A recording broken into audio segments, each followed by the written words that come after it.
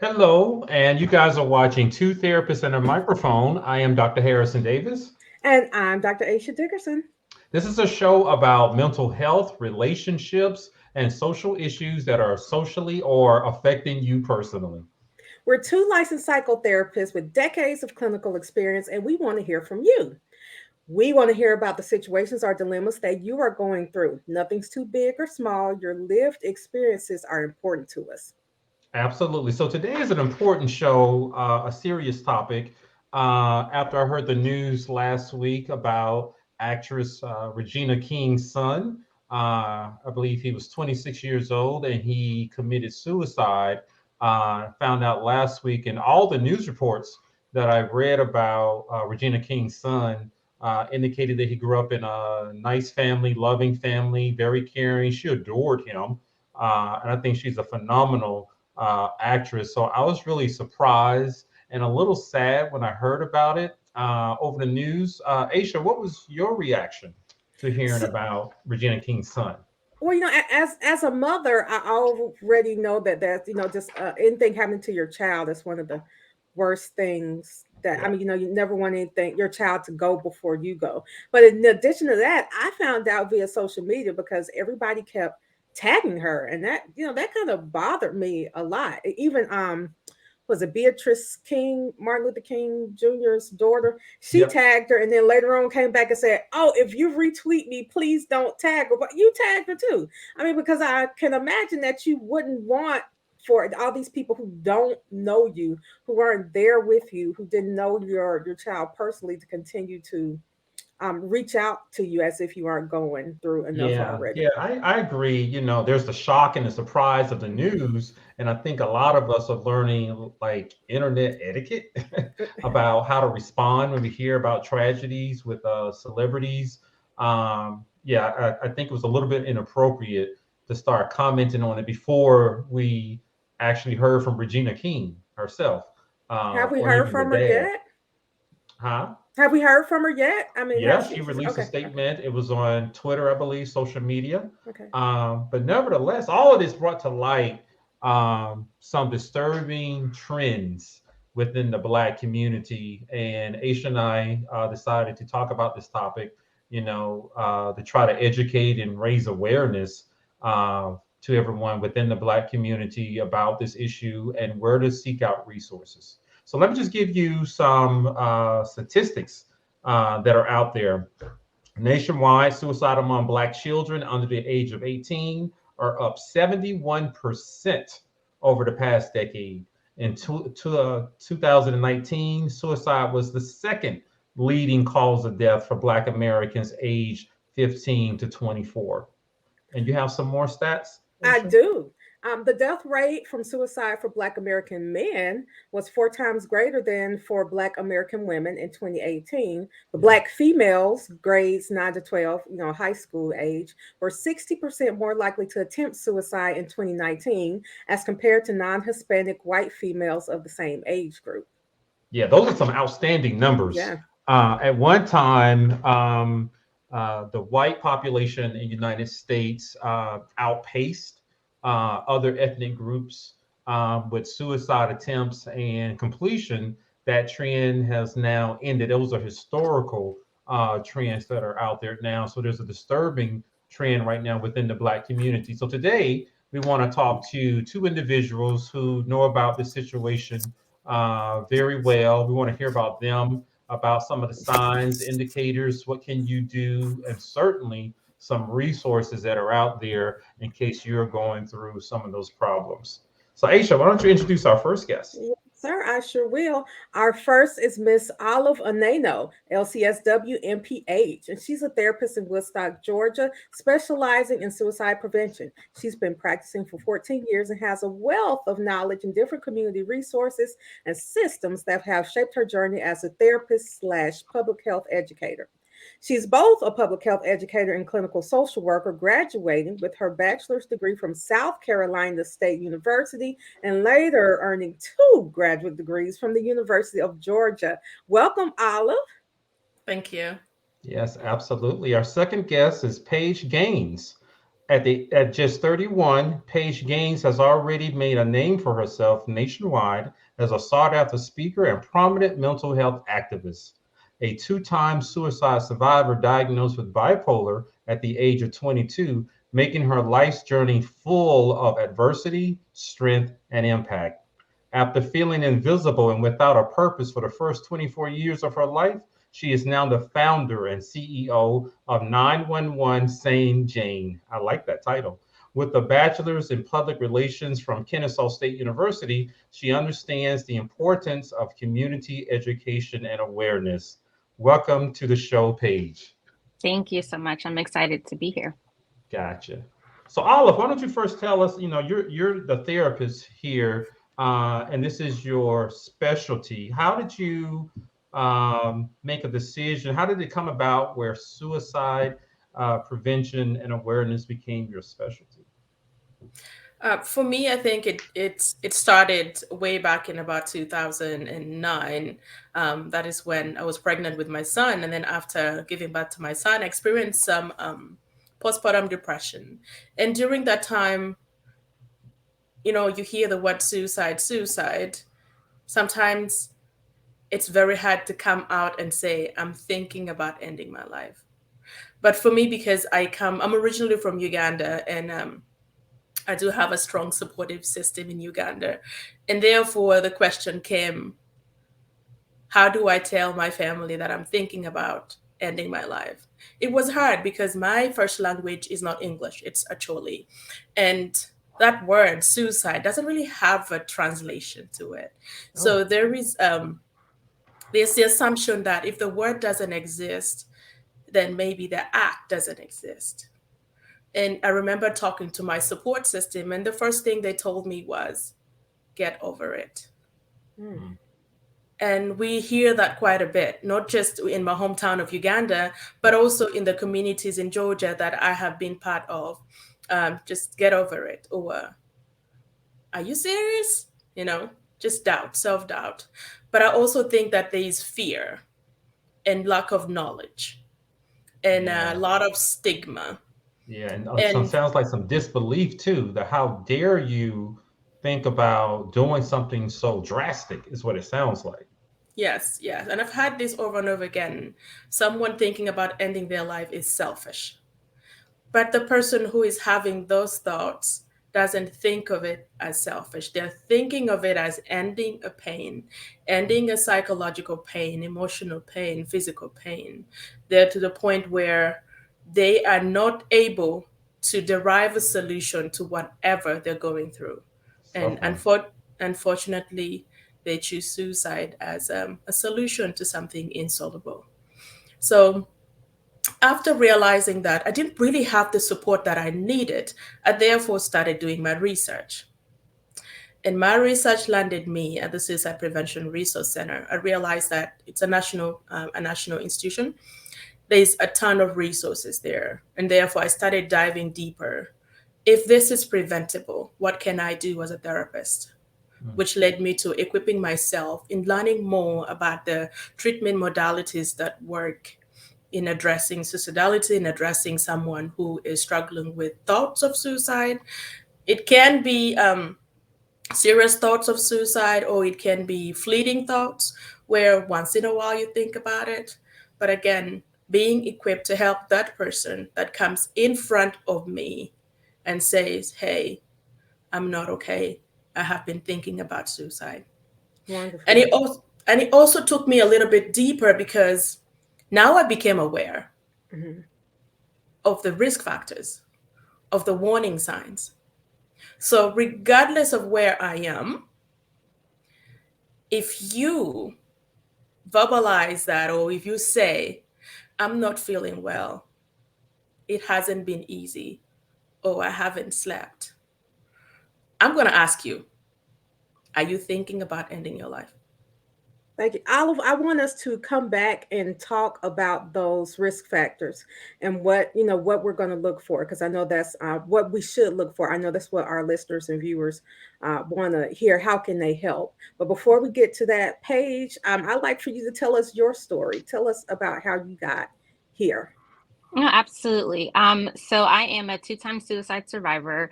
My first attempt, I was 12 years old. I was experiencing a lot of depression and a lot of anxiety starting at about 10 years old. So I was 2 years in, dealing with these challenges, and being a Black woman or a Black young girl at that time, I did not feel as if I had the right to speak up and to say, hey, these are my feelings. This is what's going on. Because in our household, it was, hey, you have clothes on your back, you got food in your belly, and you got a house over your head. So it's really not much room for you to be upset or for you to complain about what's going on. So me having that understanding, I kind of kept it to myself, and I was a survivor and still am a survivor, but I decided to not share. And it took for me to become 22 years old, and I was hospitalized for a second attempt. And that's when I was given my diagnosis. But that was also when my parents found out about my mental health history, which released and revealed that I had an attempt when I was at 12 years old. Given that information, I kind of knew that, or not kind of, I actually knew that this was not a topic in my family, let alone within our community. We were very lost when it came to figuring out our resources. What were our options? What do our doctors look like? Where do we go just to handle this situation in its entirety? How do we navigate this system? So moving forward, I just kind of vowed to myself that I would be that transparent individual, and I would share my experience and the experience of my family in order to help someone else. And moving forward in my career, I actually went to Athens, Georgia, and worked with the Zero Suicide Grant. That's where I met Olive, and we worked together in training police officers and doctors and social workers and QPR, which is a suicide prevention training. And I just began to educate myself and to continue my efforts within the community. And it's been very beneficial to see that being transparent can save a life. Well, thank you, and I'm glad that you're here to Yeah. tell your story and using your passion to help others too.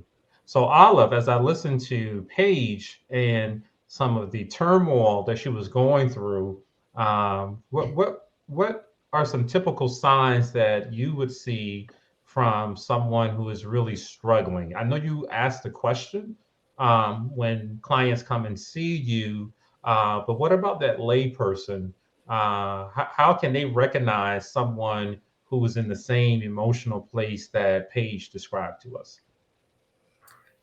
Before talking about the warning signs, let's talk about the risk factors. Okay. Because at some point in time, every one of us is at risk.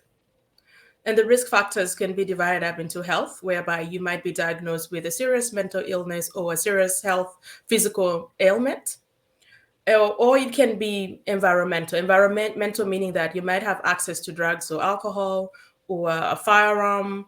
And also you might be raised in an environment where there is experience of childhood trauma, and also a history of suicide attempt, and also a history of mental health disorders. So those are risk factors. At some point in time, I really think all of us can be at risk because situations change, our support systems change, our environment change. So given that we have risk factors, how can we identify the warning signs? So the warning signs, these are things that we can see or we can hear or we are made aware of when someone is struggling. And it can be what someone says. Someone might outright say, I've been thinking about killing myself. Or they might say, I don't have a reason to live. This is something that is outright coming out of their mouth. They're talking about it. So you do also have behaviors. There's some behaviors that insinuate someone is struggling. One of them is lack of sleep. Someone who hasn't slept in a long period of time, finding ways of how they can go to sleep. And unfortunately, there's a lot of individuals that have died trying to sleep, but actually they end up ending their life. And then you also have increased use of drugs and alcohol. That's another behavior as well. And then there are individuals that will plan or change a will, or they might start going to church very often, or they might say goodbye to family members. And the most common one is isolation, social isolation, staying away from the support system that you're familiar with. That happens quite a bit. And unfortunately, with COVID going on right now, it's been very, very hard, especially within our communities, to reach those that are isolated, the elderly being a very high risk group that has experienced isolation, and also aggression. These are situational signs that may happen very, very quickly, and divorce is another one as well. Someone is experienced or going through a divorce, and they've lost hope and they're helpless, and they become isolated. They're looking for solutions. They have a loss. They've lost their family. They've lost their children. They've lost their home. They have to start over. So the warning signs really are a lot. I cannot exhaust all of them, but those are the main Right. ones. Yes, it's a lot. Well, I mean, because that's what I was thinking. A lot of this kind of just sounds like, and of course, not to diminish all the things that people who are feeling suicidal go through, but it sounds like, regular life, things that we can never stop, especially right now with COVID. We can't help being isolated in times when people are sent into quarantines, or when you test positive for COVID through no fault of your own, and now you have to quarantine, or Mhm. people are dying because of Out of a COVID. job. People, right? Yeah. People are Yes. dying just because people die, or people are drinking more. Alcohol sales have gone through the roof since Mhm. COVID started. So I Gun mean, all sales these too. things, right? Exactly. So all of these things that are um, factors, or things to look out for, are just things we're seeing more of anyway. Mhm. And also with the younger population, Mm. Okay. and being distressed, and a lot of times they will not verbalize it to the parent or a trusted adult, but they will talk to their friends.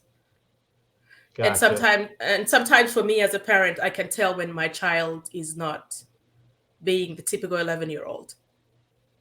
Yeah. And Isolation, spending time on social media and not talking to me, and grades are going down, and just spending time in his room a lot. So Paige, as a survivor, what is it that you would say to someone who's feeling suicidal? Like, what is the message that you want to put out there for anyone who might be watching and feel like, I hope I get the message I need tonight from someone who's been through what I'm going through? What would your message be? My message would be is that you're not alone. There's help out there. There are plenty of resources out there. We're having conversations like this. There are individuals that are skilled and that they're trained in order to provide you with those resources, in order to have those conversations, being equipped to say, hey, this is what's going on with me. This is how I need help. Being able to verbalize that. That's a difficult conversation. Being able to Mm-hmm. say, hey, I'm suicidal, or to say, hey, this is what my needs are. That was a challenge for me. So just knowing that there is opportunity to have that conversation, there are warm places for you to be. You're not alone. I wish that was a message that was given to me. It wasn't until my second attempt where I was asked the question directly, which was, "Are you suicidal?" And I think a lot of stigma mm, is said that don't ask that person because you're going to put the thought in their head, and that's not true. Yeah. If anything, you're actually relieving them of that strife and of that loneliness, and saying, hey, I see you, right? I see what you're going through. I see that you're struggling, to let me ask you this question. So not being afraid to ask that question, and then finding some type of comfort in having that conversation and asking for what you need. Thank thank you you. for sharing that. Yeah, it sounds like one of the hurdles that's out there also is within the Black community. As I heard Paige talk about her story and how you overcome some of those barriers, Olive, to help people. But there's a perception that you don't deserve to feel helpless or bad, or perhaps you need to be stronger than that. Tell us how that complicates this situation, Olive, with people who are feeling suicidal and they're isolated and they're actually trying to reach out for help. Tell us about the community and what we are doing to either help or hamper the situation. I think historically within the Black community, there's been this men don't cry, or little boys don't cry. You have to be strong, right? Tough. Or you have to be tough. You have to be strong. And therefore, if you have a young person or someone who is thinking about suicide, telling someone or telling a trusted adult is not a sign of being strong, because already this has been drilled in your head for a long period of time. And therefore, it is that silence. You will suffer in silence. And therefore, we need to break that. We need to break that and encourage talking about it, and also using the right language. There are so many of us that use the word committed suicide. You commit a crime. Is suicide a crime? And therefore, changing that language to died by suicide, or saying so and so is manipulative, attention seeking. Instead of using those words, change them and describe the kind of behavior that this individual is exhibiting. And I also think within the Black community, we always seek help in churches. That is where we go for help. And therefore, we have to equip our churches, we have to equip our leaders. When someone comes to them and says, hey, I've been thinking about suicide, it's okay, we can pray with this individual, but give them more. There are experts in the community out there that can help. Very similar. If I'm having lung problems, I'm going to go to a pulmonologist. If I'm having heart problems, I'm going to go to a heart doctor. So if you're experiencing suicidal thinking, you've had an attempt before, you've had a family member that has attempted before, and you're struggling to process it, look for someone who can address the suicidal thinking or the suicidal behavior. Because just going to someone who is a general therapist might not be able to help you. So diving into those resources that have proven to help in the long run, the support is there. The support definitely is there. Both me and Paige are trainers in QPR, Question, Persuade, and Refer. We've trained some churches within the Atlanta area, and we are available to do that training. It's a very simple training. If someone tells you that they're thinking about ending their life, whether direct or you've seen a pattern in their behavior changing, or they've experienced a loss, how do you ask the question? You can ask directly or you can ask indirectly. And then how do you persuade them? I'm pretty sure all of us are persuaded, especially when you see like a nice outfit online. And you're like, oh, okay, let me buy it. It's going to fit right? And then when you buy it, it doesn't fit right. But guess what? You were persuaded with that visual advertisement, right? And therefore, we have to persuade that person. It might be the very first time they're asking for help. Just tell them there is help out there and I can get you to it. And fortunate enough, within the state of Georgia, we do have the crisis and access line that they can call, or the National Suicide Hotline, or texting the crisis line, the 741-741. The resources are there. And we don't have to suffer in silence when there is help out there.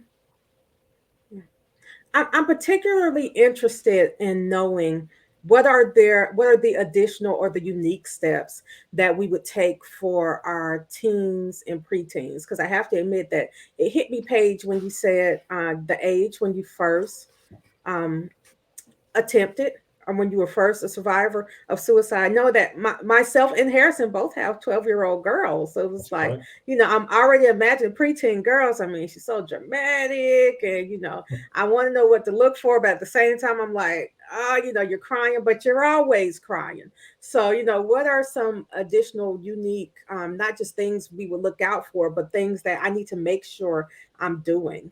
Great question. No, absolutely. I would say the very first thing is everything take it seriously. I cried a lot as a child, but I was crying for a reason, whether it had been I had a bad day at school or I was extremely depressed. I still needed to have that conversation. I still needed to process those emotions so they didn't build up so much. So we're also taught to take every sign seriously. If you have any doubt in your head, if you're thinking suicide, we're taught, go ahead and ask that question. So just being aware of their behavior, asking them what good happened today at school, asking them what bad happened today at school, covering all bases, having that open conversation. And like Olive said, recognizing those signs, and isolation was a huge sign for me. My parents just kind of thought, well, she's a loner. She likes being by herself. She doesn't want to be bothered, right? She's a teenage girl. She just wants to be on her phone and in her room. That may be true, but sometimes you got to pop your head in and say, hey, what's going on? Let's go watch some TV together. Or you can sit on your phone next to me while we're Mhm. watching TV together or Mhm. something of the sort. So taking everything seriously and keeping that extra eye out.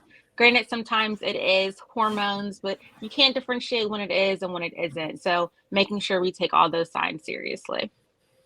Thank you for sharing that. And Olive, what I heard from Paige is she was really saying the parent needs to be active, actively involved in the kid's life.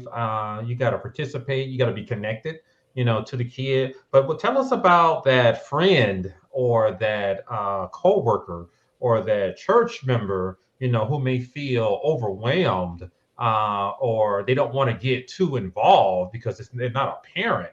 What can you say to those individuals to get them to put a little bit more effort into helping out that friend or coworker? I think being a support and having your resources there to present to these individuals. I know sometimes it's hard, especially in families where the parent is quite busy and they sometimes don't even see their kids the whole week until the weekend. And therefore, really having, I call it a safe space where the child is allowed to talk about anything and they will not get in trouble. That is very, very important. Absolutely.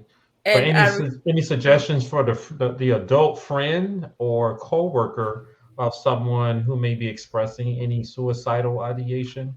What can you say to them to make sure they don't walk away because they're Right. overwhelmed? Because we can't control so, grown folks. I can make yes. sure my kids don't have access to stuff and that they Absolutely. have to sit down next to me and can't Absolutely. move.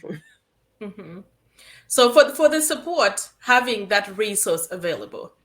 An example, I would say, if let's say I have a young person at church, and I know the parents are experiencing some stressors, and they verbalize to me that they're having a really hard time, and they don't want to tell their mom or their dad. I introduce them to, let's say, the crisis text line, Mhm. and I'm like, hey, there is help out there. If you feel this way and you're not able to tell anyone or your mom is not available, this is the text line that you can use. Text help to 741-741, and you'll be able to chat with somebody who will help you understand what you're going through. And if it gets to the point where you need to be connected to a therapist, they'll do that as well. Or if you need an immediate rescue, you might be taken to the hospital. So all those options are open. But I also think that with stigma and the history of hospitalizing pretty much anyone who verbalizes suicidal thoughts and behaviors, there is that fear that if I tell, I'm going to be Right. Yeah. hospitalized. Yeah. And I so think Ace and going, I have both heard that from clients Right. before. They're like, I'm not gonna tell because I already know what the Yeah, I hospital's don't like. know You're if I not should gonna tell tell me. you, like I'm your therapist. yeah, But yeah. But I like that idea that you just mentioned, Olive, about being equipped with some resources and a phone number, the hotline. You don't have to go and talk to the parents. You don't have to go knock on the door, or you don't have to bother that coworker. You could just say, hey, here's a resource for you. And you can call this number in case you're not aware of it and seek some help. I like that a lot. Thank you. So another question I have, because we're getting close to running out of time, is God forbid, we've done everything that we can and people complete suicide. What kind of support or what kind of advice would you give to the people who are living through that, being the family member that's left on the other side after their loved one has died by suicide? So when it comes to post-intervention, it's very important to have that support. And throughout the state of Georgia, through the state office, they do have different support groups that meet individually, virtually, and also in person. And also, those are the folks that are actually at risk because they're Mhm. asking the why, and they will not get an answer. Mm. No And closure. yes, they will not get an answer, they will not get closure. And therefore, going back to the support system, encouraging them to reach out so they can process this loss, sometimes in a group setting where they're talking to some other individuals that have had a loss as well. But also, a very important question to ask is how? How did this individual die? So it might be drug overdose, or it might be a firearm. Firearm accounts for more than 50% of all suicide deaths. And therefore, gun safety is very important within the home. Yes. So Paige, the final question for you as a survivor, what are you doing today to make sure you stay sane? The use of title in your company name. What are you doing to stay happy to make sure that you don't fall back into that emotional place where you attempted suicide? What are you doing? I'm very proactive with my mental health. So I do not take a break from therapy. That's a twice a month thing. I am very proactive when it comes to meditating, very proactive when it comes to journaling. So I have a self-care diet, that you could call it, that I do every morning. But I'm also very aware, living with a mental health diagnosis, I am at risk. So if I do have a suicidal thought, if I am in a place of I no longer want to be here, I have those resources that I use. So I can call Olive. I can have a conversation with my mother. I can have a conversation with my father. But the benefit of doing so, and the things I had to learn through therapy actually, was learning that language of how to communicate and how to ask for what I needed. So it takes practice, it really does take consistent effort in learning that language and having that conversation. But what I do consistently is an everyday self-care. Self-care, we like to kind of talk about it in a manner of going and get my nails done and going and get your hair done. And that's not really what self-care is. Self-care is genuinely taking care of yourself in its entirety. So taking care of your brain, taking care of your spirit, and being emotionally well. And how do we do that? Through those small habits. And for me, that happens to be meditation and writing and therapy. Huge advocate for therapy. So thank you all for what you do. Well, thank you for joining the show. Thank you, Olive and Paige. So Olive, how can people contact you if in case they want to seek some services from you? You can contact me at olivelemcares.com. Olive, L-E-M, at lemcares.com. And I'm also on Instagram, lemcaresga. lemcaresga. And Paige, how can people contact and find out more about your company, 911 Sane Jane? Yes, you said it. Actually, it's as simple as that. Instagram, LinkedIn, Facebook, and my website is all 911 Sane Jane. And you can DM me directly from those spaces and visit my website and get me through email that way. So it's the same all across all platforms. Gotcha. Aisha, any final thoughts from you? No, I just appreciate you all coming. I know that suicide is not an exciting topic, to talk about, but it's one that's important that we have to continue to talk about because, the numbers they seem to be stagnant for the last few years from what I can tell. So we just appreciate you coming and sharing this information with our viewers. Gotcha. And thank you to all our viewers out there. You're watching Two Therapists and a Microphone. I am Dr. Harrison Davis. And I'm Dr. Aisha Dickerson. And you can find us every Thursday night at 7:30 p.m. broadcasting live. Thank you for watching.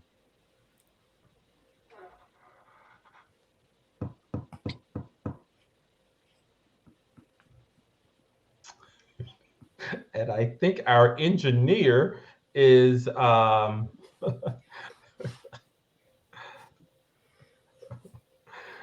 Robert.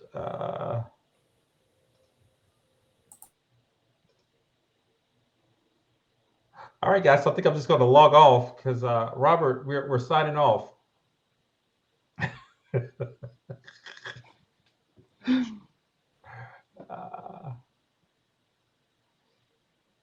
If I knew how to play it, I would. Here we go. Here we go.